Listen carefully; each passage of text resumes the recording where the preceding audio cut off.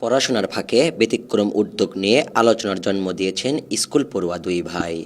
অল্প জায়গা, সীমিত খরচ আর অদম্য ইচ্ছাশক্তিকে পুঁজি করে নিজ বাড়ির ছাদে গড়ে তুলেছেন টার্কিশ দুম্বা ও উন্নত জাতের ছাগলের খামার। এই দুই ভাই যেন প্রমাণ করেছেন, ইচ্ছা থাকলে বয়স কোনো বাধা নয়।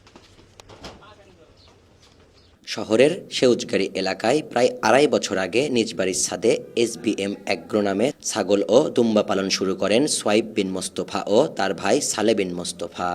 শুরুটা ছিল মাত্র এক জোড়া দুম্বা দিয়ে, এখন সংখ্যা বেড়েছে। নিয়মিত পরিচর্যা আর পরিষ্কার পরিবেশে দুম্বাগুলো সুস্থভাবে বেড়ে উঠছে। আমাদের যেহেতু শখের বশে করা, আমরা ছোট কোনো অ্যাজ ইউজুয়াল যেগুলো মার্কেটে অ্যাভেলেবেল এই টাইপের কিছু করি না আর কি। উন্নত জাত নিয়ে কাজ করার চেষ্টা করি।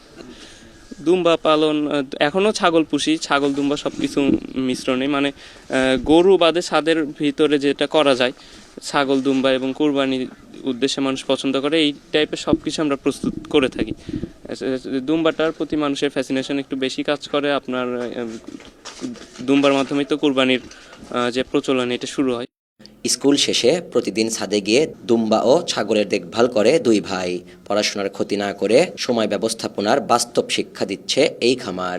পরিবারের সহযোগিতায় ঈদকে সামনে রেখে দুটি টার্কিশ দুম্বা অগ্রিম বিক্রি হয়েছে। শুরু হয় হচ্ছে শখের বশে। তো শখের বশে শুরু হওয়ার পর থেকে মানে শখ থেকে আর কি এত বড় হয়ে গেছে। তো আমি আমার ভাইয়া দুইজন মিলে এটা পরিচালনা করি। দুম্বা পালন ও ছাগলগুলোর দৈনন্দিন পরিচর্যায় সহযোগিতা করছেন ফজলু চাচা।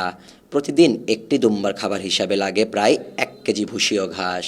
লালন পালনের কারণে পশুগুলোর সঙ্গেও তৈরি হয়েছে মায়ার সম্পর্ক। এই যে ঘাস খায়, তারপরে পাতা টাতা দিলে খায়, আর দ্বিতীয় কথা যে ভুসি 4-5টা ভুসি একখানে মিক্সার করে বস্তা করে থোয়া লাগে, ওলে আবার 3 সন্ধ্যায় দেওয়া লাগে 1 কেজি 1 কেজি করে। অল্প বয়সে এমন উদ্যোগ এলাকায় প্রশংসা কুড়িয়েছেন। দুই ভাইয়ের স্বপ্ন ভবিষ্যতে খামারটি আরও বড় করা এবং তাদের এই উদ্যোগ দেখে অন্য শিক্ষার্থীরাও যেন পশুপালনে হয়ে ওঠে আগ্রহী। পরিশ্রম আর পরিকল্পনা থাকলে ছোট্ট উদ্যোগও যে একদিন বড় সম্ভাবনার পথ খুলে দেয়, তারই প্রমাণ এই দুই ভাই।